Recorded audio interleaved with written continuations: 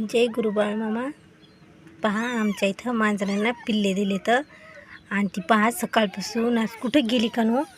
आणि त्या पिल्ल्याची अवस्था ह्या उन्हात आम्हाला काही बघू वाटणं. मला बघा आता हे मला वाटेल असं आता काय पर्याय करावं.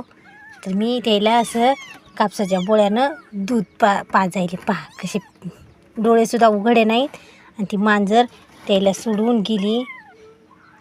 आणि एवढ्या उन्हात ते डोळे पण उघडे नाही तर नुसते आरडायले. पेतान का पाहणं. किती जण आहेत मम्मी? 3 जण आहेत पहा. 3 पिल्ले आहेत. त्याला आता कसा जीव वाचवा त्याचा. हे पहा